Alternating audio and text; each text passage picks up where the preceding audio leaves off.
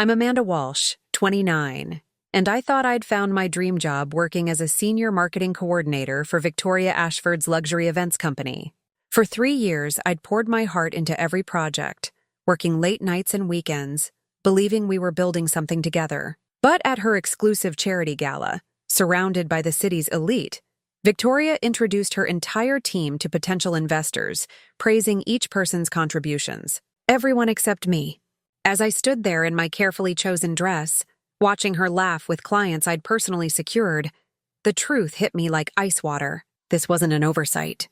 This was deliberate. What I discovered in the following weeks about Victoria's true plans for my future and the secret she'd been hiding about my work would change everything. Sometimes walking away is the most powerful move you can make. If you've ever felt invisible in a place where you gave everything, subscribe for stories of reclaiming your worth and finding your voice. 3 years ago, I walked into Victoria Ashford events with nothing but a marketing degree and an overwhelming need to prove myself. I'd been out of work for 6 months after my previous company downsized, and my savings account was screaming at me in red numbers. When Victoria offered me the position, it felt like salvation wrapped in elegant letterhead. I still remember that first client contract, the Meridian Hotel account that would become our signature success story. Victoria had been struggling to land corporate clients, focusing mainly on small social events, but I saw potential in the luxury hospitality market. I spent hours researching the Meridian's brand identity, their target demographic, their previous event failures with other companies. In the margins of that contract, I scribbled notes that would later become our entire corporate events strategy. Experiential luxury, I wrote in blue ink. Not just events, but curated memories. Victoria loved the concept. She said I had vision, that together we could transform her small company into the premier luxury events firm in the city. Those early months felt magical. Victoria and I would stay late, brainstorming over takeout Chinese food, dreaming about the empire we'd build. She'd lean back in her chair, eyes bright with possibility, and say things like, "Amanda, you're going to revolutionize this industry." I believed her. More than that, I believed in us. The Meridian contract was just the beginning.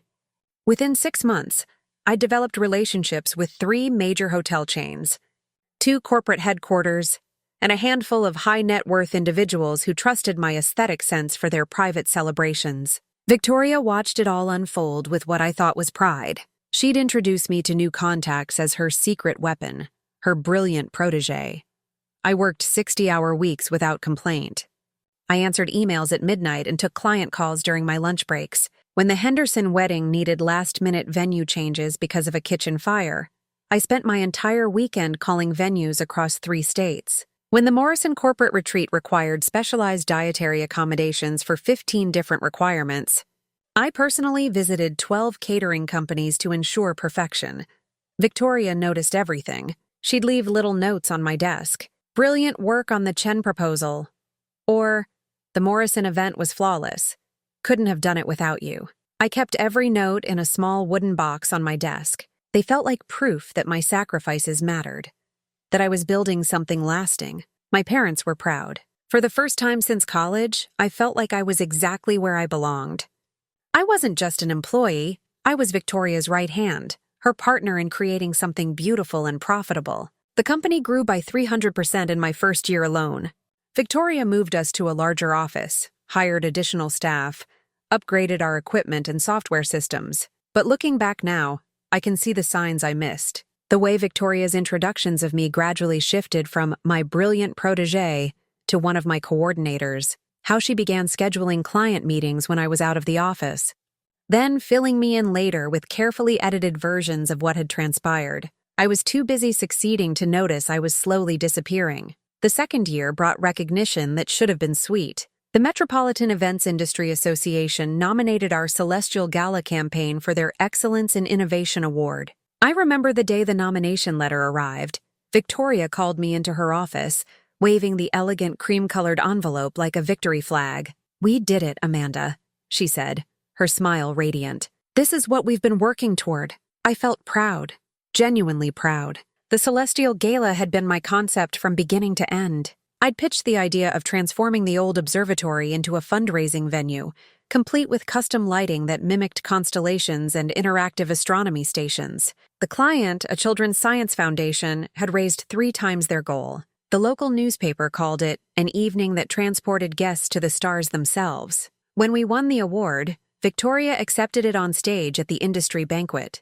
I watched from our table, wearing the black dress I'd saved up for months to buy, as she thanked her incredible team for making the vision reality. She caught my eye during her speech and smiled, a moment I treasured then, but now recognize as the beginning of a pattern. The award certificate hangs in Victoria's office to this day. My name appears nowhere on it, despite the fact that every element, from the venue selection to the thematic coherence to the donor engagement strategy, had originated in my notes, my research, my late-night brainstorming sessions. That should have been my first real warning sign. But success has a way of blinding you to subtle theft. The clients kept coming, drawn by our reputation for creating impossible events. The Thornfield wedding, where I convinced a historic mansion to allow an indoor butterfly release. The Morrison corporate retreat, where I designed team-building activities around their company's environmental mission, culminating in a tree planting ceremony that made the CEO cry, each event built on the last. I developed signature elements that became part of Victoria Ashford Events' brand identity. The personalized welcome experiences, the unexpected sensory details, the seamless integration of client values into every aspect of the celebration. Industry magazines began featuring our work. Victoria's business doubled, then tripled. I worked harder than I'd ever worked in my life, and I loved every exhausting minute of it. When the Riverside Convention Center offered Victoria an exclusive partnership deal, I spent 3 weeks analyzing their proposal, researching their competition, and developing a counter-proposal that secured us 40% better terms than their initial offer. When the Chen family wanted to celebrate their daughter's graduation with a fusion of traditional Chinese elements and contemporary luxury, I spent my own money on language lessons and cultural consultation to ensure authenticity. Victoria praised my dedication. She gave me a raise and a new title, Senior Marketing Coordinator and Client Relations Specialist. She said I was invaluable to the company's success. But somewhere in the 3rd year, the praise began to feel hollow. Victoria started scheduling important client meetings during my dentist appointments or family obligations. She'd apologize afterward, saying she'd completely forgotten about my schedule conflicts, then brief me on what had transpired with carefully neutral summaries that told me nothing about the real dynamics of those conversations. Client emails that used to come to both of us began arriving only to Victoria. When I mentioned it, she'd explain that she was streamlining communications to avoid confusing our clients with too many contact points. It made sense, or at least I wanted it to make sense. The industry recognition continued. Our work appeared in Luxury Events Quarterly, Elite Celebrations Magazine, and Corporate Entertainment Weekly. Victoria's headshot accompanied every article. My contributions were mentioned in passive voice. Innovative concepts were developed, and seamless execution was achieved, as if the work had manifested itself through some mysterious process that required no specific human talent or effort. Told myself it didn't matter. Recognition was nice, but the work itself was what I loved. The satisfied clients, the impossible logistics puzzles solved, the moments when everything came together perfectly and created something genuinely magical, that was enough. That was what I told myself. Anyway, until the morning I opened Elite Celebrations magazine and found a feature article titled Victoria Ashford, the visionary behind the city's most exclusive events. The piece credited her with revolutionizing the luxury events industry through innovative concepts like experiential luxury and immersive thematic design. Experiential luxury, the exact phrase I'd written in the margins of our first contract 3 years earlier. That was the moment I realized that my disappearance had been happening slowly, deliberately, and with my own unwitting cooperation. The Children's Hospital Foundation annual gala was supposed to be our masterpiece. Victoria had been courting this account for 2 years, and when we finally landed it, she declared it would be the event that puts Victoria Ashford Events on the national map. I threw myself into the planning with the intensity of someone trying to prove her worth all over again. The event planning binder I created for this gala became a work of art in itself. Color-coded tabs, detailed contact lists, contingency plans for every possible scenario. I spent weeks researching potential sponsors, crafting personalized pitch letters that spoke to each company's philanthropic values and brand identity. The breakthrough came when I convinced Meridian Hotels to not only sponsor the event, but to provide their executive chef and sommelier for the evening. I'd maintained the relationship with their events manager, Sarah Chen, since that first contract 3 years ago. When I called her about the gala, her enthusiasm was immediate. "Amanda, this sounds perfect for our corporate giving goals," she said. "I'll talk to our board about a platinum sponsorship level." Within a week, Meridian had committed $50,000 and their entire culinary team. Other sponsors followed: Harrison and Associates Law Firm, Blackstone Investment Group, Premier Luxury Automobiles. By the time we were done, I'd secured over $200,000 in sponsorships and in-kind donations. Victoria was ecstatic. She called an all-staff meeting to announce that this gala would host the city's most influential business leaders, philanthropists, and media figures. "This is our moment," she said, her eyes bright with ambition.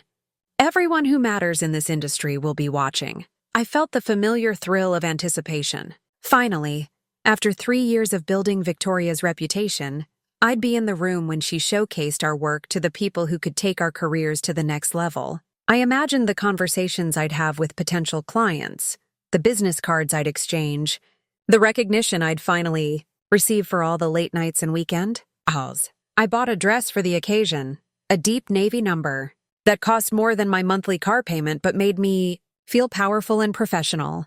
I scheduled a haircut, practiced my elevator pitch in the mirror, and prepared talking points about our most successful campaigns. The week before the gala, Victoria's behavior became strange. She'd start conversations with me, then stop mid-sentence and wave dismissively. "Never mind, I'll handle it," she'd say, leaving me confused about what exactly she was handling. She scheduled private meetings with our key clients without including me, something she hadn't done since my first month at the company. When I asked about the final guest list, she was evasive. "Still finalizing a few details," she said, but I noticed her hand instinctively cover the papers on her desk. When I offered to help with last-minute coordination, she declined. "I've got everything under control. You just focus on making sure the vendors are ready." The night before the gala, I stayed until nearly midnight, triple-checking every detail. The flowers would arrive at 2 p.m. The sound system had been tested twice. The photographer knew exactly which moments to capture for our portfolio. I'd even prepared small conversation cards about each major sponsor, so Victoria could personalize her thanks during her speech. As I locked up the office, I felt the deep satisfaction of a job perfectly planned. Tomorrow night, I'd finally step out of the shadows and take my place as Victoria's partner in success. The industry leaders would see what we'd built together. They'd understand that Victoria Ashford Events wasn't just Victoria. It was both of us, working in harmony to create something extraordinary. I had no idea that Victoria had spent those private meetings carefully repositioning me as merely supportive staff, or that my name appeared nowhere on the materials she'd prepared for potential investors. I didn't know that she'd already begun describing the company's success as her singular vision, executed by dedicated support staff. I went home that night believing I was about to claim my professional identity. Instead, I was walking into the most devastating lesson about trust and visibility I'd ever receive. The navy dress hung ready in my closet. My business cards were arranged perfectly in my clutch. My confidence was as carefully prepared as every other detail of the event, but I was about to learn that no amount of preparation can protect you from deliberate erasure. I arrived at the Grandview ballroom 30 minutes early, my navy dress pressed to perfection and my confidence carefully arranged like armor. The venue looked magnificent, crystal chandeliers casting warm light over elegant table settings. The Children's Hospital Foundation logo displayed prominently on screens throughout the room. Everything I'd planned had come together flawlessly. Victoria was already there, stunning in a silver gown that caught the light as she moved between early arrivals. She looked every inch the successful businesswoman she'd become, and I felt proud to be part of what we'd built together. When she spotted me, she nodded briefly before turning back to her conversation with a group of potential investors. The guests began arriving in waves. I recognized faces from business magazines and society pages. exactly the crowd Victoria had dreamed of attracting. I collected name tags as I moved through the room, introducing myself and making connections. Each conversation felt like a small victory. The evening was unfolding perfectly. Then came the moment I'd been anticipating for weeks. Victoria stepped to the microphone for her welcome speech, and my heart quickened with excitement. This was it. The moment she'd introduce our team and showcase the partnership that had built this success. "Ladies and gentlemen," Victoria began, her voice carrying beautifully through the sound system I'd personally tested. "I want to introduce you to the incredible team that made tonight possible." I straightened my shoulders, ready to step forward when she called my name. First, our creative director, Marcus Chen, whose artistic vision shaped every visual element you see tonight. Marcus stepped forward with a modest wave. I smiled, genuinely happy for his recognition. Our logistics coordinator, Jennifer Santos, who handled the complex details that make events like this run seamlessly. Jennifer beamed as applause filled the room. And our vendor relations specialist, David Kumar, who built the partnerships that brought tonight's sponsors together. David nodded graciously to the crowd. I waited. The applause died down, and Victoria continued talking about the Foundation's mission, the evening's program, the importance of their cause. But she didn't call my name. Not once. I stood there in my carefully chosen dress, holding a clutch full of business cards I'd prepared for this exact moment, and slowly realized that I had become invisible. Completely, deliberately invisible. The conversations I'd had earlier in the evening took on a different tone in my memory. When I'd introduced myself as senior marketing coordinator, people had looked confused. "Oh," one woman had said, "Victoria mentioned her coordinators. But I thought you were event staff." Event staff? I watched Victoria move through the crowd, graciously accepting compliments on her innovative approach to sponsor integration, her seamless execution, her vision for creating meaningful charitable events. I saw Sarah Chen from Meridian Hotels approach Victoria with warm congratulations, thanking her for the partnership proposal that had secured their sponsorship. The proposal I'd written entirely myself. The weight of my invisibility settled over me like a heavy cloak. I wasn't Victoria's partner. I wasn't even her acknowledged employee. I was simply part of the background machinery that made Victoria Ashford events function. Nameless and unrecognized, despite being the architect of half of what everyone was praising. I tried to network independently, approaching potential clients with carefully rehearsed confidence. But the conversations felt off-kilter. People were polite but dismissive, clearly not understanding my role or authority within the company. One man actually asked if I could check with Victoria about pricing for their corporate event, as if I weren't qualified to discuss our services. The evening stretched on endlessly. I watched Victoria accept congratulations for strategies I'd developed, relationships I'd built, innovations I'd created. The name tags I'd collected felt like mockery in my purse, evidence of connections that would lead nowhere because no one understood who I actually was or what I'd contributed. Near the end of the evening, I overheard a conversation that shattered whatever composure I had left. Two investors were discussing Victoria's brilliant business instincts and her natural talent for client relations. One mentioned how impressed he was that she'd single-handedly transformed a small events company into an industry leader. Single-handedly?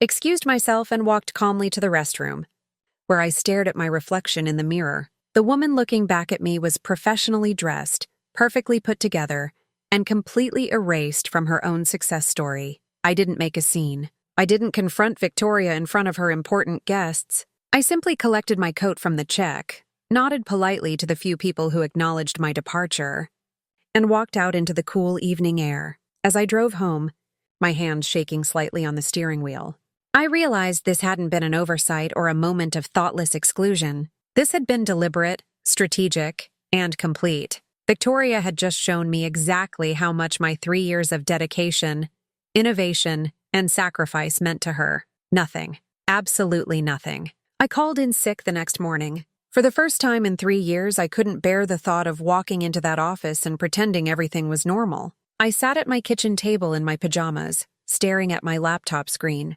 trying to process what had happened. The rational part of my mind kept searching for explanations. Maybe Victoria had simply forgotten to include me in the introductions. Maybe she'd planned to mention me later and got caught up in the evening's momentum. Maybe this was all a misunderstanding that could be cleared up with a simple conversation.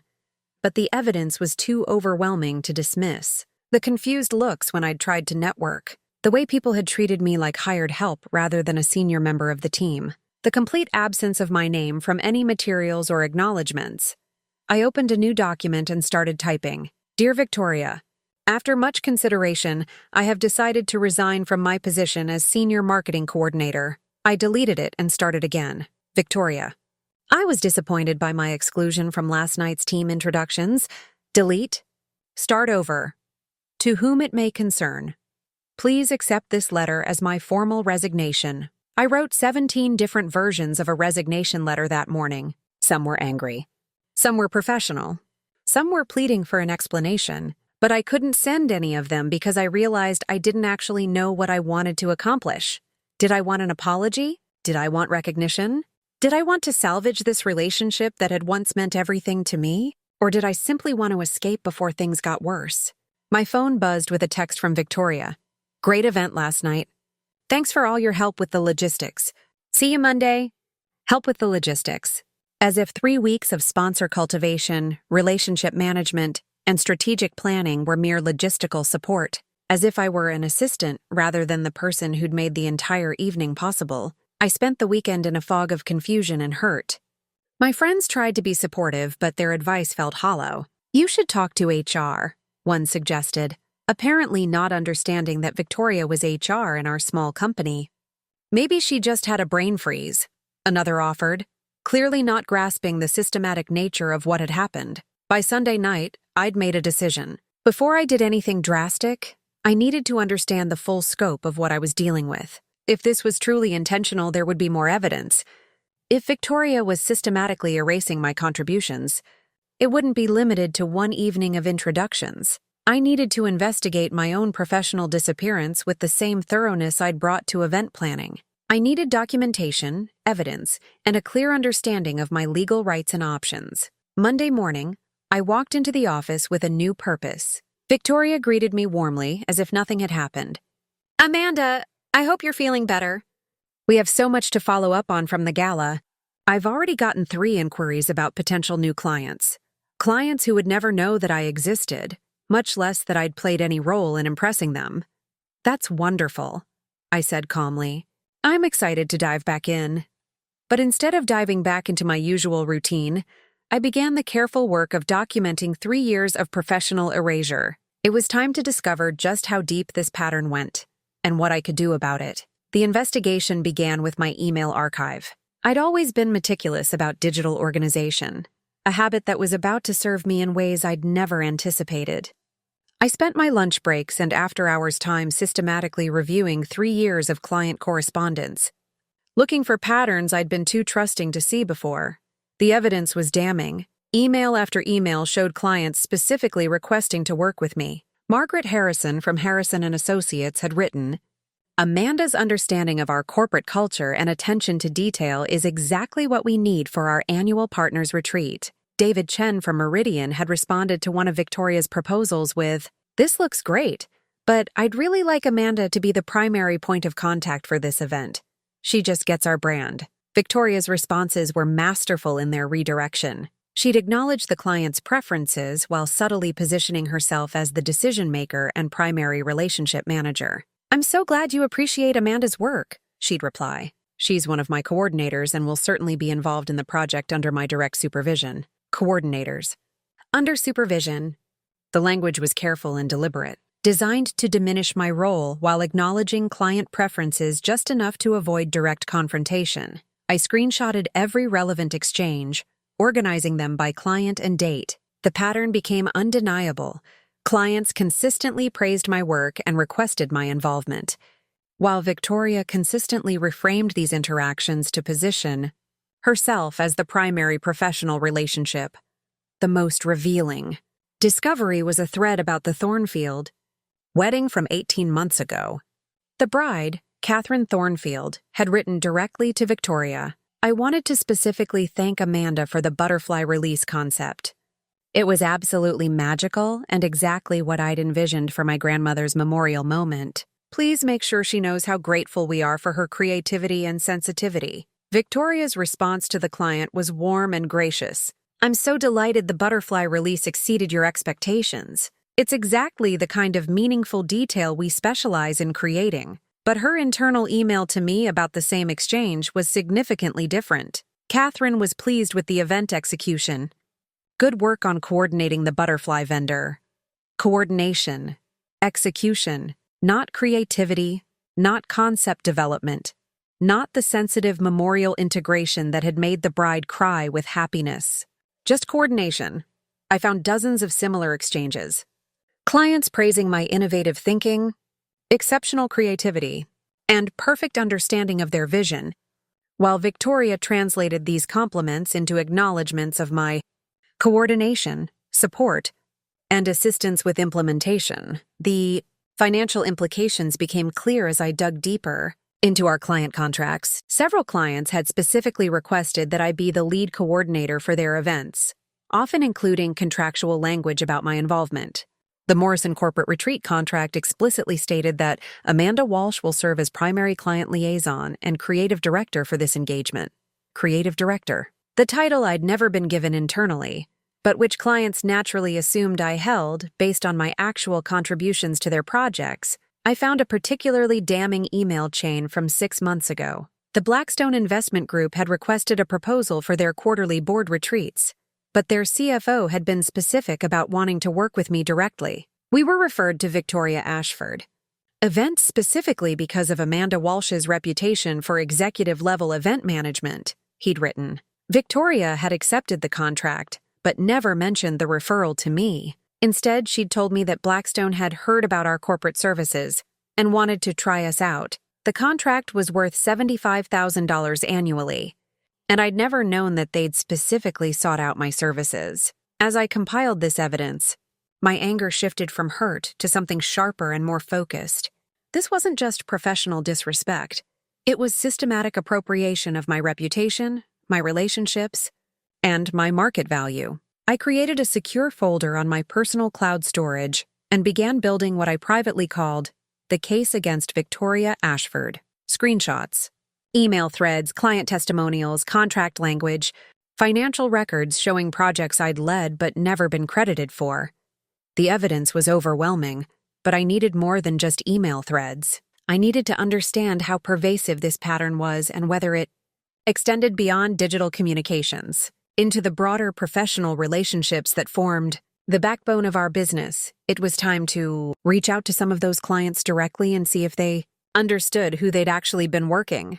With all these years, Sarah Chen from Meridian Hotels had always been more than just a client. She'd become something. Approaching a professional friend over the 3 years we'd worked together. When I called her Wednesday afternoon, ostensibly to follow up on their gala sponsorship experience, I wasn't prepared for what she'd reveal. Amanda, I was just thinking about calling you, Sarah said, her voice warm with genuine affection.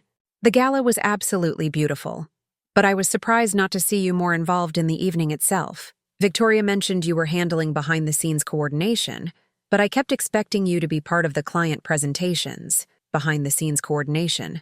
There it was again, that careful diminishment of my actual role. I'm curious about your perspective on the evening, I said carefully. How did Victoria present the sponsorship partnership to your board? Oh, she was wonderful as always. But honestly, Amanda, we both know that partnership happened because of your relationship with us. When I pitched it to our executive committee, I specifically mentioned that you'd be managing our involvement. That's what sold them on the idea. My heart began beating faster. You mentioned me specifically to your board. Of course. You've been our primary contact for 3 years. The board knows your work, trusts your judgment. When you called about the gala sponsorship, I was able to fast-track the approval because you have such credibility with our leadership team. I felt a strange mix of validation and fury. That's wonderful to hear. I sometimes wonder if clients realize how involved I am in the strategic development of these partnerships. Sarah laughed. Amanda, you're kidding, right? You are the strategy. I mean, Victoria's great, and she's obviously built a successful company, But when we think about working with Victoria Ashford Events, we're thinking about working with you. Your aesthetic sense, your understanding of our brand, your attention to the details that actually matter to our guests. The words hit me like a physical blow. When you renew contracts with us, who do you think of as your primary relationship? You without question. Actually, that's part of why I was concerned about the gala setup. Victoria seemed to be positioning herself as our main point of contact going forward, which felt odd since you and I have built such a strong working relationship. I hope that doesn't mean you're stepping back from client management. I gripped the phone tighter. What exactly did Victoria say about future account management? She mentioned something about streamlining client communications and suggested that major accounts like ours would benefit from her direct oversight. She said you'd still be involved in implementation, but that she'd be taking a more hands-on role in relationship management. Sarah paused. To be honest, it felt like a step backward. We don't want more oversight. We want to keep working with you. The conversation continued for another 10 minutes, but I barely heard the rest. Sarah's words kept echoing. Victoria was actively repositioning herself as the primary contact for accounts I'd built and maintained for years. After we hung up, I sat in my car outside the office building, trying to process what I'd learned. This wasn't just about taking credit for my work. Victoria was systematically taking over my client relationships while relegating me to implementation support. I pulled out my phone and scrolled through my contacts. If this was happening with Meridian, it was probably happening everywhere. I needed to understand the scope of this transition before it was too late to do anything about it. My next call was to David Kumar at Harrison & Associates. His response was nearly identical to Sarah's. Confusion about Victoria's increased involvement in an account he considered to be primarily my responsibility, concern about unnecessary layers being added to their service experience, and specific praise for my strategic contributions that Victoria had apparently claimed credit for in recent communications. Amanda, David said near the end of our conversation, can I ask you something directly? Are you leaving the company?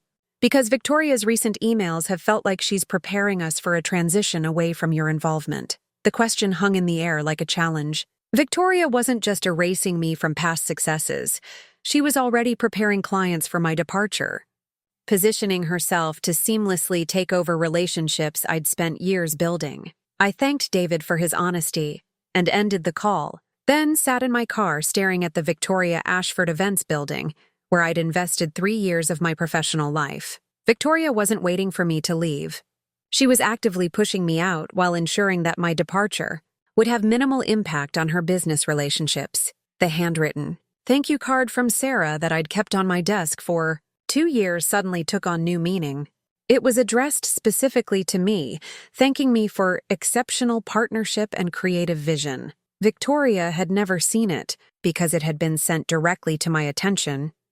How many other tokens of client appreciation had I received that Victoria knew nothing about? How many relationships had I built independently of her oversight? It was time to find out exactly how much of Victoria Ashford Events actually belonged to Amanda Walsh. That evening, I spread my employment contract across my dining room table alongside 3 years of pay stubs, performance reviews, and company policy documents I'd saved in my personal files.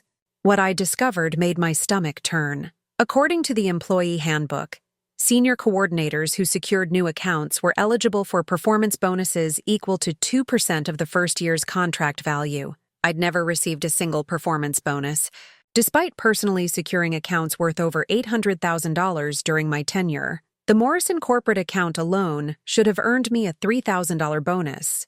The Meridian partnership renewal I'd negotiated had increased their annual spend by $40,000. Which should have generated an $800 bonus. The Blackstone Investment Group contract, the one where they'd specifically requested my services, was worth $75,000 annually and should have triggered a $1,500 bonus payment. I pulled out my calculator and began itemizing every account I could definitively trace to my efforts. The numbers were staggering. Over 3 years, I should have earned approximately $12,000 in performance bonuses that had never been paid, but the bonus structure was just the beginning. The employee handbook also outlined commission opportunities for senior staff who took on business development responsibilities. Any employee who generated more than $100,000 in new annual revenue became eligible for a 1% commission on accounts they personally managed. I'd generated over $400,000 in new annual revenue. My commission eligibility should have been nearly $4,000 per year. The contract language was clear and unambiguous. These weren't discretionary benefits that Victoria could choose to award or withhold. They were contractual obligations based on measurable performance metrics. Metrics I had consistently exceeded while remaining completely unaware that I was entitled to additional compensation. I opened my laptop and began researching employment law. What I found was both encouraging and infuriating. Unpaid wages, including earned bonuses and commissions, could be recovered through the state's Department of Labor. Employers who systematically withheld earned compensation could face penalties that included back pay, interest, and additional damages. But the legal research also revealed something more troubling. If Victoria was planning to terminate my employment while keeping my client relationships, she was essentially appropriating my professional goodwill and market value for her own benefit. In some circumstances, this could constitute constructive dismissal, creating conditions so intolerable that an employee had no choice but to resign. I thought about Sarah Chen's comment that Victoria seemed to be preparing clients for a transition away from my involvement. That wasn't just credit stealing anymore. That was strategic business. Appropriation. I created a spreadsheet documenting every unpaid bonus and commission I could identify. The total came to nearly $28,000 over 3 years. $28,000 that should have been in my bank account, reflecting the true value of my contributions to the company's growth. The most damning document was a memo I found buried in my email archives. Last year's company financial summary, which Victoria had sent to all staff as part of our transparency initiative. The report showed that 60% of our new business had come from referrals and relationship development, while only 25% came from traditional marketing and advertising. Referrals and relationship development. That was my work, my client relationships, my reputation generating the majority of our business growth. But the financial benefits of that growth had never been shared with me according to the compensation structure outlined in my own employment contract. I leaned back in my chair, staring at the evidence spread across my table. This wasn't just about recognition or professional respect anymore. Victoria had systematically underpaid me while building her company's success on my uncredited and uncompensated work. The bonus structure document felt like a smoking gun in my hands. It was official company policy, signed by Victoria herself, acknowledging that employees like me should receive direct financial benefits for the kind of work I'd been doing for 3 years, but I'd never received those benefits because Victoria had never acknowledged that I was doing that level of work. In her version of events, I was coordinating and implementing her strategies, not developing and managing client relationships independently. The financial theft was systematic, significant, and completely documented in the company's own policies. Victoria owed me nearly $30,000 in back pay, and that was just what I could calculate from the records I had access to. Tomorrow, I'd need to figure out what other financial obligations she'd been avoiding, and whether there was a legal path to recovering what she'd taken from me. The next morning, I requested copies of all my performance reviews from HR, which meant asking Victoria directly, since she handled all personnel matters in our small company. Her response was swift and enthusiastic. "Of course. I'm so glad you're taking an active interest in your professional development," she said, handing me a manila folder. I've always believed in transparency with my team. Transparency? The irony was almost laughable. I waited until lunch to review the documents, sitting in my car with the folder spread across my passenger seat. What I found was a masterclass in professional gaslighting. My first-year review praised my enthusiasm and willingness to learn, but described my role as providing valuable support to senior management in client coordination. Meridian Account Success, the one that had launched our corporate events division, was described as effective implementation of established protocols under direct supervision, established protocols that I had developed entirely from scratch. Direct supervision that had consisted of Victoria approving my finished strategies after I'd presented them as complete proposals. The second-year review was even more skillfully distorted. Victoria acknowledged that I had exceeded expectations in several key areas and shown growing competence in client relations. But my role in securing major accounts was consistently described in passive voice. New business opportunities were successfully developed, and client satisfaction metrics showed significant improvement. No mention of who had developed those opportunities or achieved those satisfaction improvements. The review read as if successful outcomes had simply materialized around me rather than being the direct result of my strategic thinking and relationship building. The most revealing document was a comparison between these reviews and the client feedback Victoria had received about my work. I'd found several forwarded emails in my archives where clients had specifically praised my performance to Victoria. Margaret Harrison had written a particularly detailed message about my exceptional strategic insight and natural leadership in managing complex logistics. Victoria's performance review of me from the same period described my contributions as reliable coordination, support, and satisfactory attention to detail. Strategic insight became coordination support. Natural leadership became satisfactory attention to detail. Client praise for my exceptional performance was systematically reframed as adequate task completion. But the most damaging evidence was what I found in the margins of my third-year review. Victoria had handwritten notes that she'd apparently forgotten to erase before giving me the final document. Next to a paragraph about my growth potential, she'd scribbled, "Keep at coordinator level. Too valuable in current role to promote. Too valuable in current role to promote." The words stared back at me like a confession. Victoria had never intended to advance my career because doing so would have required acknowledging my actual contributions and sharing appropriate credit and compensation. I was more valuable to her as an invisible engine of success than as a recognized professional partner. Another note, written in red ink next to client feedback scores, was even more damning. Clients prefer working with and need to transition relationships gradually to maintain contracts. Clients prefer working with Amanda, me, Victoria, had known all along that clients saw me as the primary value in our business relationship. Her recent push to streamline communications and take over account management wasn't about efficiency. It was about gradually transitioning my client relationships to herself before I realized what was happening. The final piece of evidence was a document I almost missed, a brief assessment form that Victoria had filled out for her own records. Under Areas for Employee Development, she'd written, "Amanda excels at client relations and creative strategy, but lacks understanding of broader business implications. Best utilized as senior coordinator with limited decision-making authority. Lacks understanding of broader business implications." This about the person who had generated 60% of the company's new business through relationship development and strategic planning. The person whose coordination had built the foundation for everything Victoria was now being praised for in industry publications. I photographed every document with my phone, creating a comprehensive record of Victoria's systematic minimization of my contributions. The performance reviews weren't just unfair, they were deliberately constructed to justify keeping me in a subordinate role while benefiting from work that merited senior-level recognition and compensation. The handwritten margin notes were particularly damaging because they revealed Victoria's conscious strategy to maintain my invisibility for her own benefit. This wasn't unconscious bias or poor management. This was calculated professional suppression. As I drove back to the office, I felt a strange sense of clarity settling over me.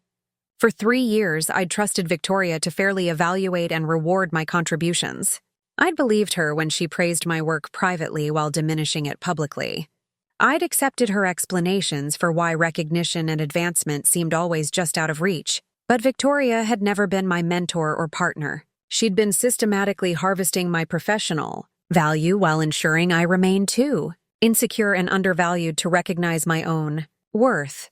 The performance review comparison documents felt like evidence of professional fraud. Victoria had documented the truth about my contributions in private while creating false narratives. For official purposes, it was time to stop being grateful for scraps of acknowledgement and start demanding the recognition and compensation I'd earned. The discovery happened by accident. I was working late Thursday evening, finalizing details for an upcoming client presentation, when I decided to take my coffee cup to the kitchen for a refill. As I passed Victoria's office, I noticed her recycling bin was overflowing with papers. Our cleaning service had called in sick, and Victoria had asked everyone to help maintain the office appearance since we had potential clients visiting the next day. I grabbed the recycling bin to empty it, glancing briefly at the papers to make sure nothing confidential was being discarded inappropriately. That's when I saw my name at the top of a handwritten page. I stopped mid-step, looking around to make sure Victoria had truly left for the evening, then carefully extracted the paper from the bin. What I found made my blood run cold. It was meeting notes, written in Victoria's distinctive handwriting, dated 3 days after the charity gala. At the top of the page, she'd written Amanda Transition Plan and underlined it twice. The notes outlined a systematic strategy for what Victoria euphemistically called my career transition away from client-facing responsibilities. She'd broken down the plan into phases, each more devastating than the last. Phase 1 was already in motion. Gradually assume primary contact role with major accounts. Position A's involvement as coordination, support rather than relationship, management. There were specific notes about conversations with Meridian, emphasize Victoria oversight of Amanda's work, and Harrison and Associates. Transition quarterly check-ins to V directly. Phase 2 made my hands shake as I read it. Restructure A's role to focus on vendor management and internal logistics. Reduce client interaction opportunities. Timeline, 6 to 8 weeks. Phase 3 was the final blow. Performance review citing difficulty adapting to evolving role requirements. Mutual agreement on departure. Timeline, end of quarter. Mutual agreement on departure. Victoria was planning to fire me within 3 months, but she was going to structure it so that it looked like my choice or my failure to adapt to changing responsibilities. The margins of the document contained additional notes that revealed the full scope of her strategy. Next to Phase 1, she'd written, clients already prefer working with A, must transition relationships before departure. Next to Phase 3, secure non-compete agreement to prevent client poaching. Non-compete agreement. Victoria was planning to push me out while legally preventing me from taking my own client relationships with me, but the most chilling discovery was a separate page of notes from what appeared to be a phone conversation with someone identified only as RM. The handwriting was hurried, as if Victoria had been taking notes during a call. RM confirms Amanda profile fits target demographic, experienced coordinator, established client base, undervalued in current role. Recommended approach, systematic devaluation before transition. Standard timeline 3 to 4 months. Emphasize growth opportunities at new organization. Someone identified as RM had apparently coached Victoria on how to push out valuable employees while positioning their departure as professional development. This wasn't Victoria's first time executing this kind of transition plan. The document continued with tactical advice. Document performance issues related to role evolution. Focus on communication gaps and collaborative challenges rather than work quality. Builds narrative for mutual separation. My heart pounded as I realized what I was looking at. This wasn't just about taking credit for my work anymore. Victoria had been advised by someone, possibly a consultant or another business owner, on how to systematically eliminate employees whose success might threaten her own position or whose compensation demands might reduce her profit margins. I was looking at evidence of premeditated professional destruction, carefully photographed every page with my phone, making sure to capture Victoria's handwriting clearly. These notes weren't just smoking gun evidence. They were a complete blueprint for how Victoria planned to erase me from the company I'd helped build. The timeline was aggressive. I had maybe 6 weeks before Victoria began implementing Phase 2, which would isolate me from client contact and position me as purely internal support. Once that happened, proving my value to clients would become nearly impossible. But Victoria had made a critical mistake in throwing these notes away where I could find them. She'd given me advanced knowledge of her entire strategy, complete with timelines and tactical approaches. As I placed the papers back in the recycling bin exactly as I'd found them, I felt a strange calm settling over me. Victoria thought she was playing a game where only she knew the rules, but now I had her playbook. The meeting notes felt like a declaration of war. But they were also something more valuable. They were Victoria's confession that everything I'd suspected was true. She knew I was the foundation of our client relationships. She knew my departure would require careful management to prevent business disruption. She knew I was valuable enough that eliminating me required professional consultation and a detailed strategic plan. Victoria had inadvertently proven my worth while documenting her intent to steal it. Now I just had to decide how to use that proof. The name, RM, from Victoria's notes nagged at me all weekend. Who was advising her on employee elimination strategies? I needed allies, and I suspected I wasn't Victoria's first victim. Monday morning, I called Jennifer Santos, who had left Victoria Ashford Events 6 months ago for what Victoria described as a better opportunity in corporate marketing. Jennifer and I had worked well together, but her departure had been sudden and unexplained. "Amanda, how wonderful to hear from you," Jennifer said, though I detected something cautious in her voice. "How are things at Vay?" "That's actually what I'm calling about," I said carefully. "I'm having some concerns about my role there, and I remembered how quickly your situation changed. I was hoping we could talk." There was a long pause. "Can you meet me for coffee after work today?" "There are definitely things we should discuss in person." Jennifer arrived at the coffee shop looking relieved, as if she'd been waiting for this conversation for months. Before I could even explain why I'd called, she was shaking her head sympathetically. "Victoria finally started pushing you out too, didn't she?" Jennifer said quietly. I wondered how long it would take. 2? My heart rate quickened. "This has happened before?" Jennifer pulled out her phone and showed me a document I recognized immediately.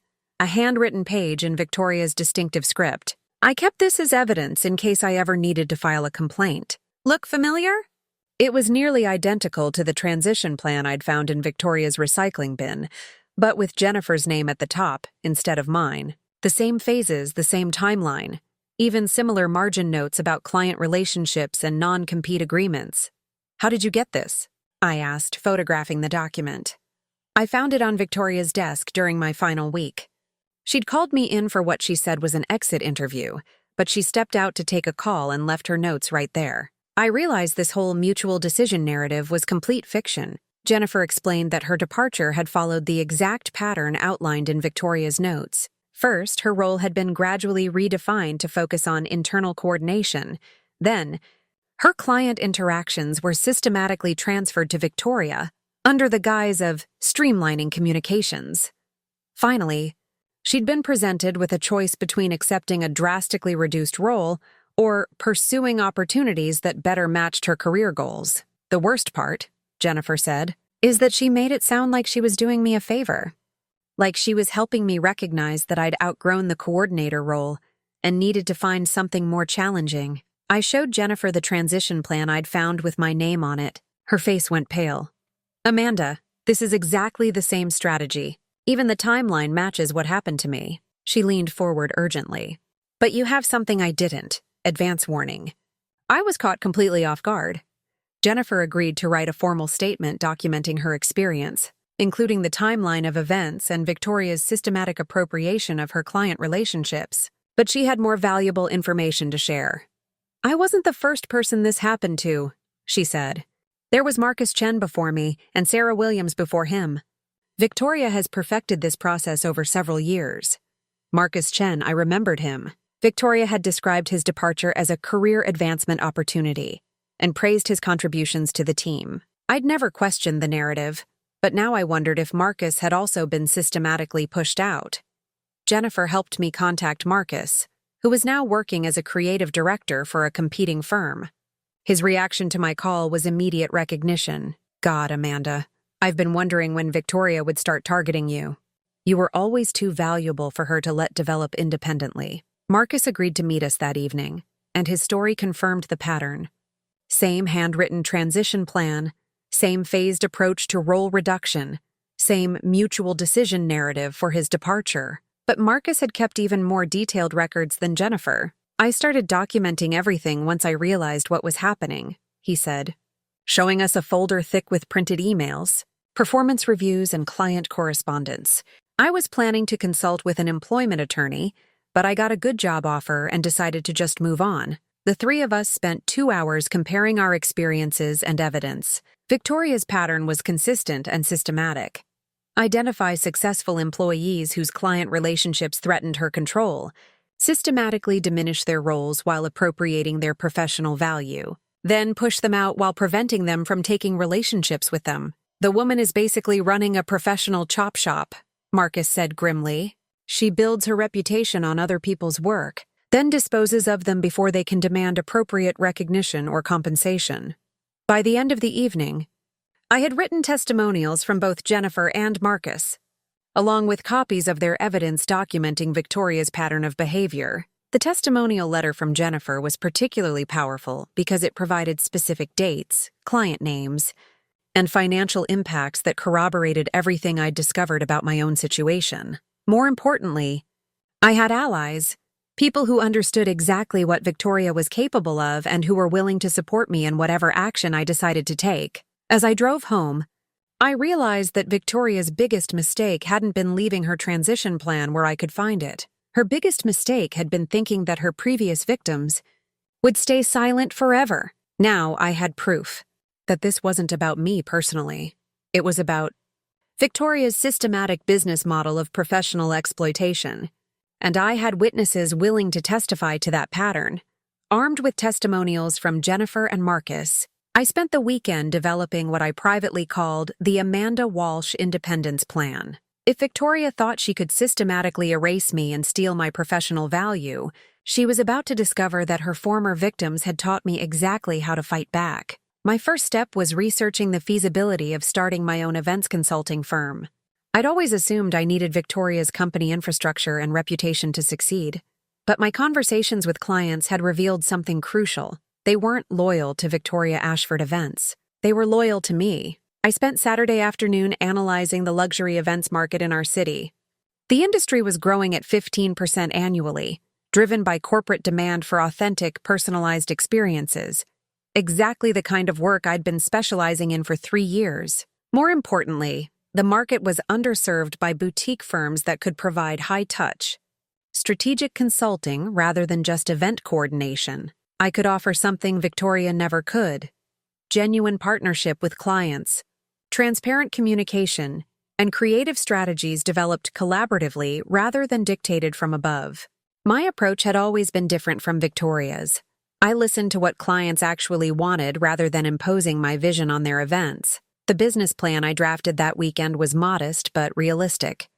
I'd start as a sole proprietorship, offering strategic consulting and creative direction to a small number of high-value clients. Lower overhead than Victoria's operation, but higher margins because I wouldn't need to support multiple staff members or maintain expensive office space. My competitive advantage was clear: 3 years of proven results, direct relationships with major corporate accounts, and a reputation for innovation that existed independently of Victoria's brand. The clients who had specifically requested my involvement weren't loyal to Victoria Ashford events. They were loyal to Amanda Walsh. The financial projections were encouraging. Even if I captured just 3 of my current major accounts, Meridian, Harrison and Associates, and Blackstone, I'd generate enough revenue in my first year to match my current salary plus all the bonuses and commissions Victoria had never paid me. But the real breakthrough came when I researched non-compete agreements in our state. Victoria's employee handbook contained a standard non-compete clause, but my research revealed that such agreements were largely unenforceable for employees in creative and consulting roles, especially when the employee had developed client relationships independently. More importantly, non-compete agreements couldn't prevent me from using general skills, industry knowledge, or professional relationships that existed prior to my employment, or that I'd developed through my own networking efforts. Since most of my client relationships had grown from my personal networking and relationship building rather than Victoria's introductions, I had strong legal standing to continue serving those clients. I drafted a preliminary marketing strategy that emphasized continuity of service for existing clients who preferred working with me directly. Instead of competing with Victoria Ashford events, I'd be offering specialized strategic consulting that complemented traditional event planning services. Clients could maintain their current vendor relationships while gaining access to more personalized creative direction, and strategic support. The key insight was positioning myself not as Victoria's competitor, but as an independent consultant who could provide services that larger firms couldn't match. Boutique expertise, direct principal involvement, and authentic partnership rather than hierarchical client management. I researched business licensing requirements, professional insurance options, and basic legal structures for consulting firms. The startup costs were minimal, primarily licensing fees, insurance premiums, and basic marketing materials. I could launch the business from my home office and scale up as client demand grew. By Sunday evening, I had a complete business plan that felt not just feasible, but exciting. For the first time in months, I felt energized about my professional future rather than defensive about my current situation. The preliminary business plan document represented something more valuable than just an exit strategy. It was proof that I had genuine market value independent of Victoria's platform.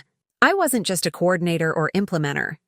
I was a strategic consultant with established client relationships and proven expertise. Victoria's transition plan had assumed I'd be too insecure or dependent to recognize my own professional worth, but her systematic documentation of my value, even while trying to diminish it, had actually helped me understand exactly what I brought to the table. I wasn't just planning to leave Victoria Ashford Events anymore.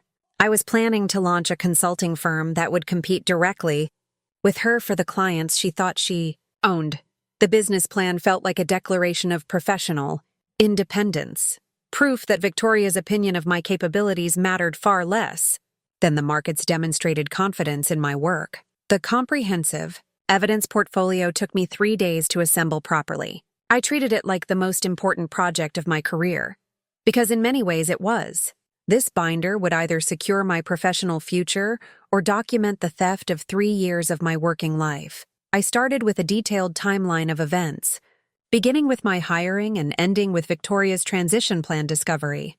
Each entry included dates, witnesses, and supporting documentation. The timeline revealed patterns that even I hadn't fully recognized. How Victoria's credit-taking had escalated gradually over time, becoming more systematic and brazen as her confidence grew.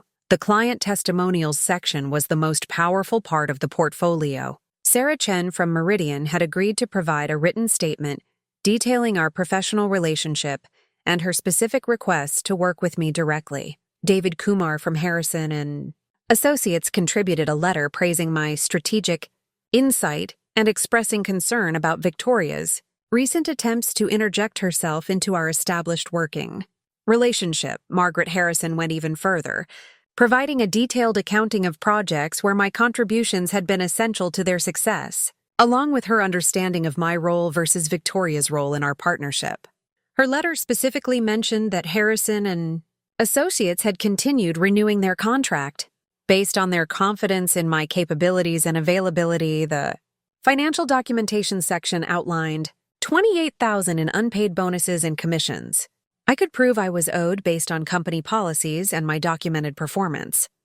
I included copies of contracts showing the revenue I'd generated, performance metrics demonstrating my results, and the bonus structure document that proved Victoria's legal obligation to compensate me appropriately. Jennifer's testimonial provided crucial context, showing that my experience wasn't isolated, but part of Victoria's established pattern of professional exploitation.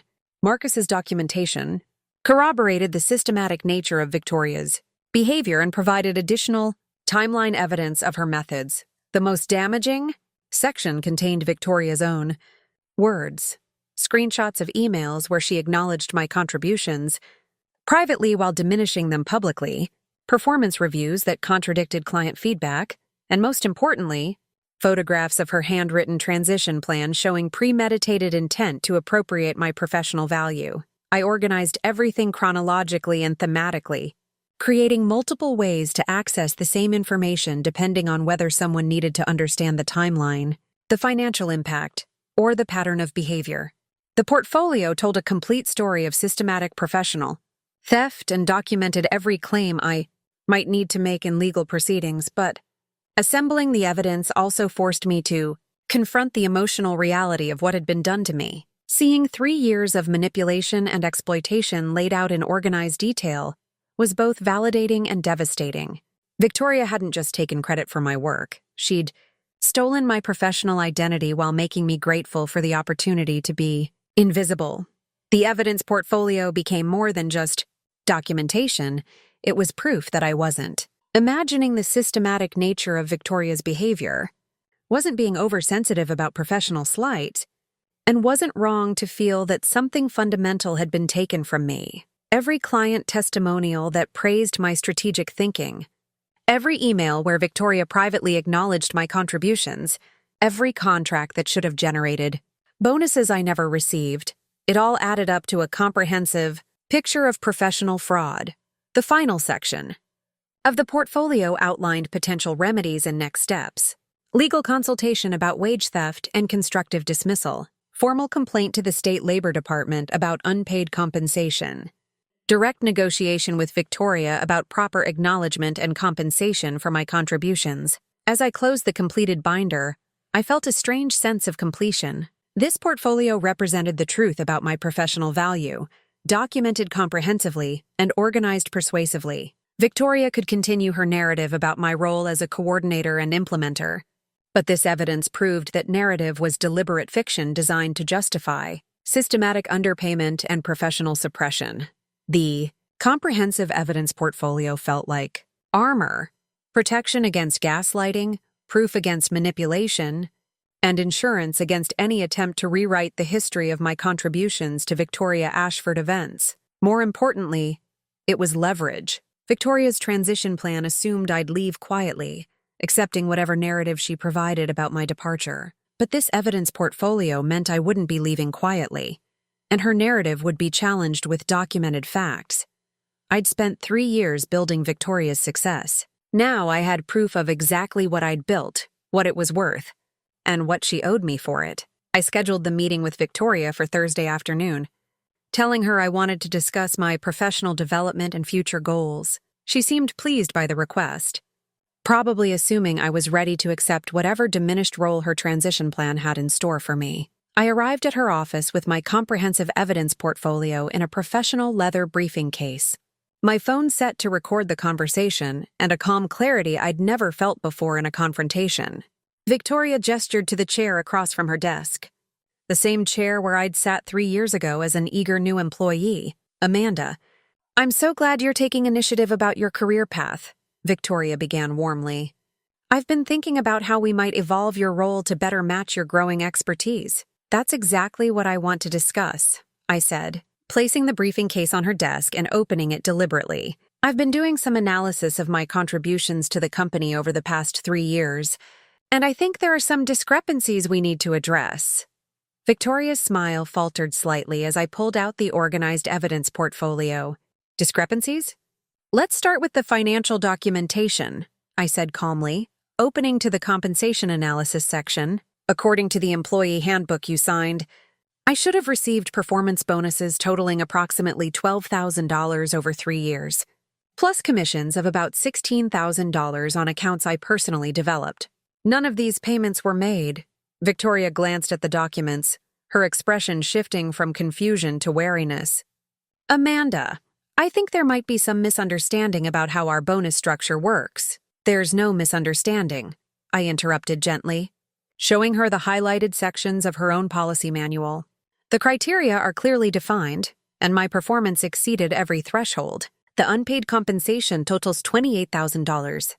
I turned to the client testimonial section. "More concerning is the systematic misrepresentation of my role to our clients. Sarah Chen from Meridian specifically requested to work with me as primary account manager, but you've been positioning yourself as their main contact while describing my role as coordination support." Victoria's face had gone pale. "Amanda, I'm not sure where you're getting this information, but from Sarah herself," I said, showing her the printed testimonial letter, "and from David Kumar at Harrison & Associates, Margaret Harrison, and several other clients who believe they've been working with me as their strategic consultant." "Not you." Victoria tried a different approach. "Look, Amanda, I think you might be misinterpreting some of these business relationships. As the company owner, I naturally have oversight responsibilities. Is that what you call it?" I opened to the most damaging section of evidence. because I found some interesting documentation of your actual plans for my future. I placed the photographed transition plan documents on her desk. Victoria's reaction was immediate and visceral. Her face flushed red, and her hands actually trembled slightly as she recognized her own handwriting. "Where did you get these?" she demanded, her composure completely abandoned. "From your recycling bin, where you threw them away after planning my systematic elimination from the company I helped build." My voice remained steady and professional. Phase 1. Assume primary contact role with my accounts. Phase 2. Restructure my role to focus on internal logistics. Phase 3. Performance review citing difficulty adapting, leading to mutual agreement on departure. Victoria stared at the documents in shock. The calculated manipulation I'd been experiencing for months was laid out in her own words.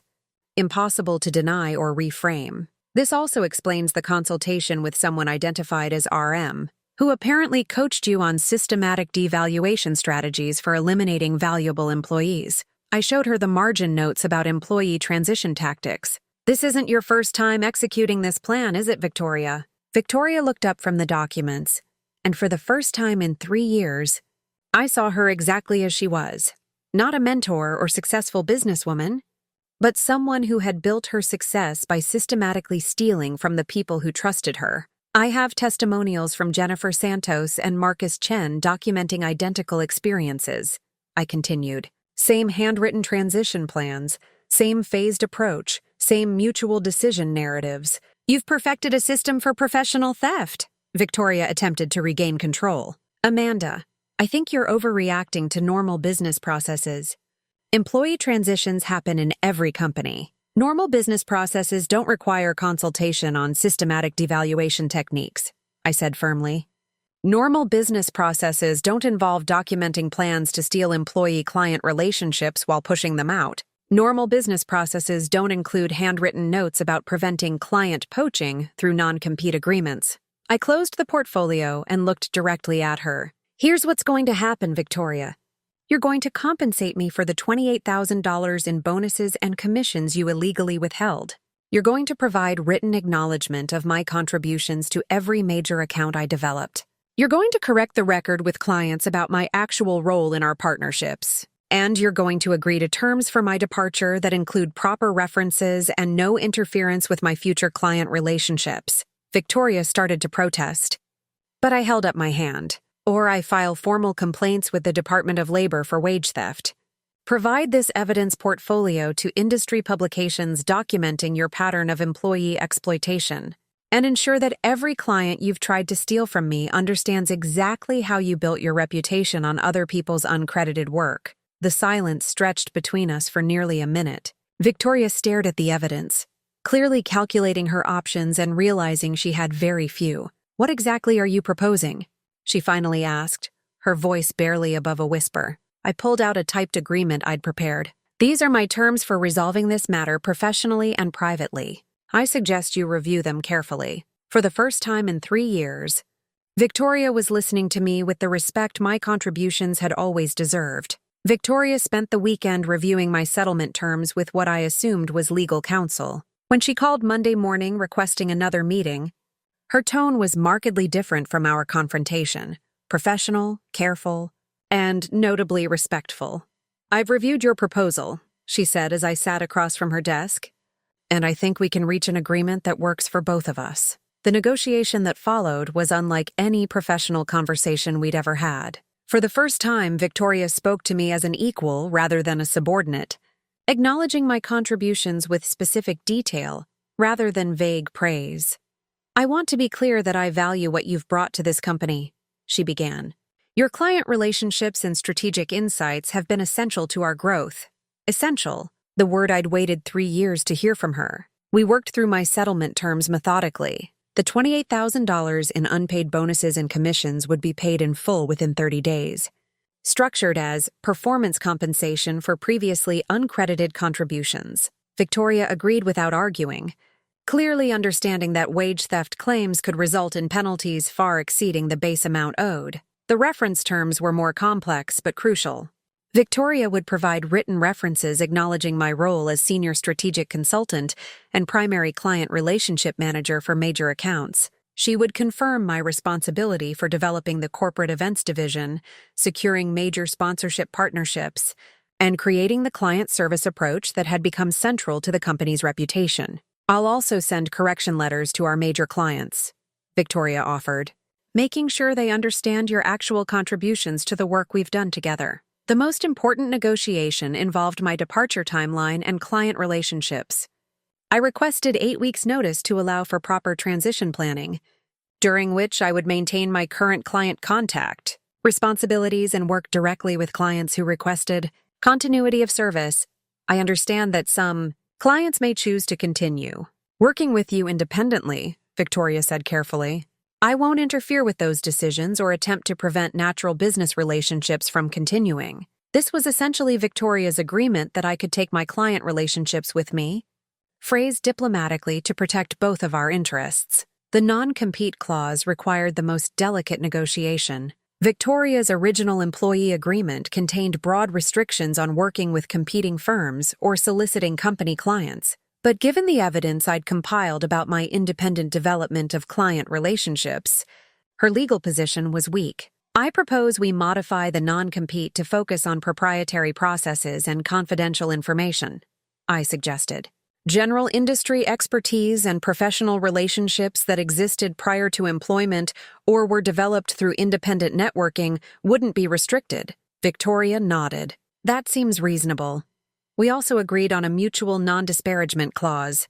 Victoria would not make negative comments about my performance or departure, and I would not publicly discuss the circumstances that led to this settlement. This protected both of our professional reputations while ensuring she couldn't undermine my future business relationships. The final settlement agreement was comprehensive, but fair. Victoria would pay my full compensation within 30 days, provide positive references acknowledging my actual contributions, allow me to transition client relationships naturally, and agree not to interfere with my future business development. In exchange, I would complete a professional transition over 8 weeks, maintain confidentiality about proprietary business processes, and handle client communications diplomatically during the transition period.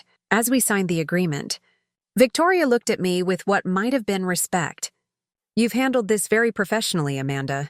I hope you'll be successful in your next venture.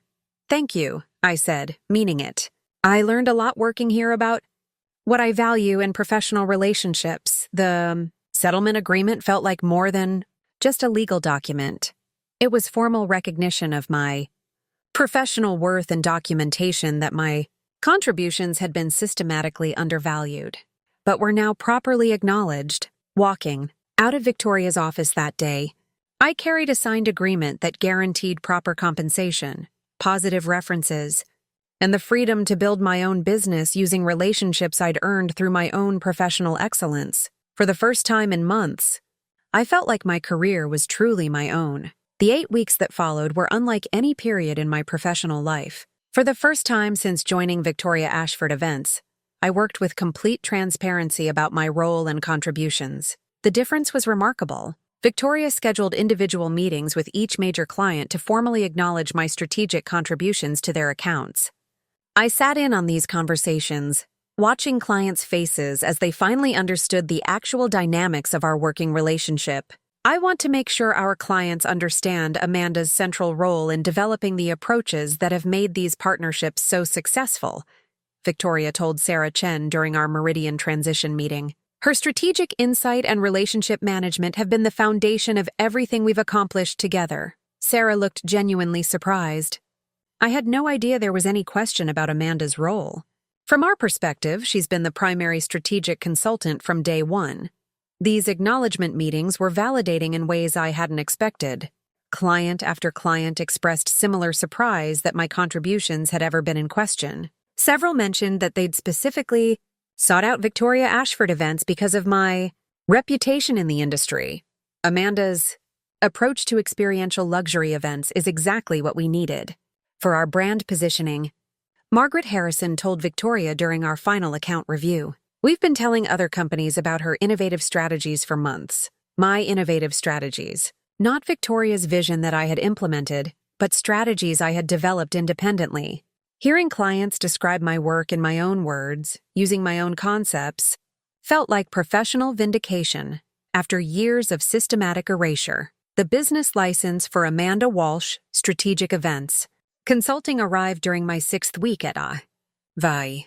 Holding the official document felt like holding proof of my professional independence, concrete evidence that I was now a legitimate business owner rather than an undervalued employee. I designed simple but elegant business cards and marketing materials that emphasized partnership over hierarchy. Collaborative strategic consulting for luxury events and corporate celebrations. My tagline read, personalized attention from Principal Consultant Amanda Walsh.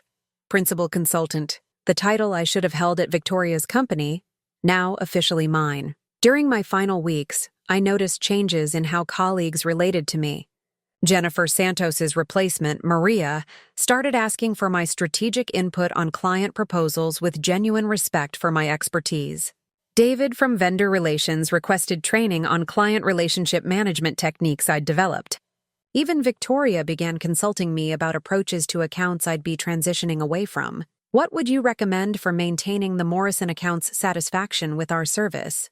Victoria asked during a planning meeting, her tone suggesting genuine professional curiosity rather than perfunctory politeness. The question felt like a small miracle. For the first time, Victoria was asking for my strategic advice openly, acknowledging that I had expertise she lacked rather than pretending my contributions were merely operational support. My departure preparations were methodical and professional. I created detailed transition documents for each account, outlining client preferences, successful strategies, and relationship maintenance approaches. I wanted whoever inherited these accounts to understand not just what had been done, but why specific approaches had worked. But I also prepared my own business launch with careful attention to client preferences and professional ethics. Sarah Chen from Meridian was the first to express interest in continuing our working relationship independently. We'd love to engage you for strategic consulting on our quarterly events, she said. Your understanding of our brand and goals would be valuable regardless of which firm handles logistical coordination.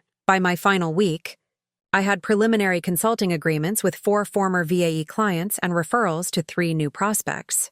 My business was launching with established relationships and proven credibility, exactly the foundation I needed for sustainable success. The exit interview Victoria conducted was surreal in its professional courtesy. She asked thoughtful questions about client preferences, strategic approaches that had worked well, and suggestions for maintaining service quality. It was the kind of respectful professional consultation I'd imagined having with her 3 years earlier. Is there anything you wish had been different about your experience here? Victoria asked near the end of our conversation. I wish we'd had more conversations like this one, I said honestly. I think we could have built something even stronger together if the collaboration had been more open. Victoria nodded thoughtfully. I think you're right. I hope your consulting firm will be everything you want it to be. On my final day, I cleaned out my desk with a sense of completion rather than loss. The small wooden box where I'd kept Victoria's early praise notes came with me, not as reminders of what she'd thought of my work, but as evidence of what I'd always been capable of achieving. Walking out of the Victoria Ashford events office for the last time, I carried my personal belongings, my business license, and the quiet satisfaction of leaving on my own terms with my professional dignity intact. I wasn't being pushed out or eliminated. I was walking away with power, recognition, and the client relationships I'd earned through years of strategic excellence. It was the professional departure I should have planned from the beginning, but had needed to fight for instead. 6 months later, I sat in my home office reviewing the signed contract for my largest project to date, a 3-day corporate retreat for Blackstone Investment Group worth $45,000, the same company that had originally sought out Victoria Ashford Events specifically to work with me, now engaging me directly as an independent strategic consultant. The irony wasn't lost on me. Victoria had spent months planning to steal my client relationships, but her systematic suppression of my visibility had actually protected those relationships from her interference. Clients had always seen me as the primary value in our partnership. They'd just needed permission to acknowledge it openly. Amanda Walsh, Strategic Events. Consulting had exceeded every projection in my original business plan. 7 corporate clients, 12 private celebrations, and 3 ongoing retainer agreements for quarterly strategic consulting. More importantly, every client relationship was built on mutual respect, transparent communication, and genuine collaboration. The difference in my daily work experience was profound.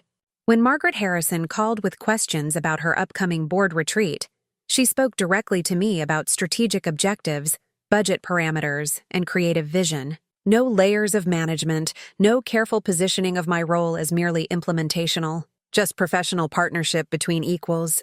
Amanda, your approach to integrating team building with business strategy is exactly what our leadership development program needed, Margaret had said during our planning call.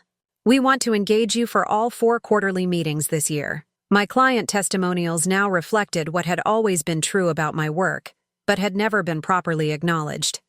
Strategic innovation, exceptional creative vision, seamless project leadership, and authentic partnership.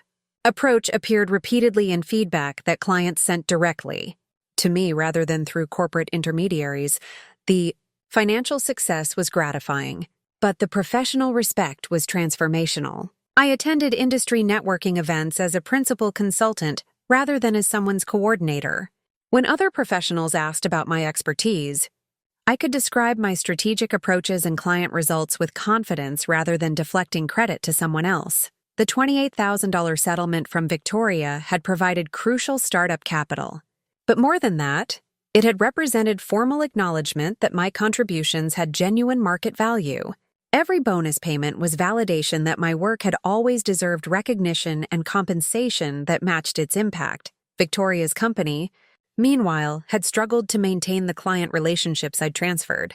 3 major accounts had reduced their contracts significantly, and 2 had discontinued their partnerships entirely. Sarah Chen from Meridian had explained the situation diplomatically. The service approach just wasn't the same without Amanda's strategic input and personal attention to our brand requirements. I didn't take satisfaction in Victoria's business challenges, but I understood them as confirmation that my contributions had been substantial and irreplaceable. The systematic devaluation Victoria had practiced hadn't reflected my actual professional worth. It had reflected her need to minimize my perceived value to justify underpaying and ultimately eliminating me. Marcus Chen and Jennifer Santos had both become valuable members of my professional network, referring clients and collaborating on projects that required additional expertise. We'd transformed our shared experience of professional exploitation into a foundation for mutual support and business development. You showed us how to fight back professionally, Jennifer had said when she referred a major client to me. But more than that, you showed us how to recognize our own worth independent of someone else's validation. The industry recognition I'd always wanted came naturally once my work was properly attributed. Elite Celebrations magazine featured my corporate retreat strategies in their quarterly innovation roundup. Luxury Events Quarterly quoted my thoughts on experiential design trends. Corporate Entertainment Weekly included me in their Rising Stars in Strategic Consulting profile series. Every article, every quote, every professional acknowledgement carried my name and described my independent expertise. The visibility Victoria had systematically denied me for 3 years became the foundation for my consulting firm's rapid growth. But the most meaningful success was personal rather than professional. I'd learned to recognize my own value without requiring external validation, to set boundaries that protected my contributions from appropriation, and to build relationships based on mutual respect rather than grateful deference. The first client contract for Amanda Walsh, Strategic Events Consulting, signed by Sarah Chen for a Meridian corporate celebration, hangs framed in my office as a reminder that professional worth cannot be stolen, only temporarily hidden. My expertise, my client relationships, my strategic innovations had always belonged to me. Victoria's manipulation had made me question my value, but it had never actually diminished it. When young professionals contact me seeking mentorship or career advice, I always share the same core insight. Your contributions create value that exists independently of anyone else's acknowledgement. Recognition can be withheld, credit can be stolen, and compensation can be delayed. But professional excellence creates lasting relationships and reputation that ultimately belong to the person who earned them. The business card sitting on my desk, Amanda Walsh. Principal Consultant, Strategic Events and Corporate Celebrations, represents more than professional identity. It represents the power of walking away from situations that diminish your worth and building something better on your own terms. Sometimes the most powerful move isn't fighting to fix a broken situation. Sometimes it's recognizing that you deserve better, documenting what you're worth, and having the courage to create the professional life you've earned. Victoria taught me many things during our 3 years together. But the most valuable lesson came at the end. Never let someone else's limitations define what you're capable of achieving. If you've ever felt invisible in a place where you gave everything, remember that your worth isn't determined by who acknowledges it. Your value is real, your contributions matter, and you have the power to create professional relationships that honor both. Share your thoughts below, your story of recognizing your worth and demanding better. Let's build a community where professional excellence is acknowledged, contributions are credited, and no one has to fight for the recognition they've earned.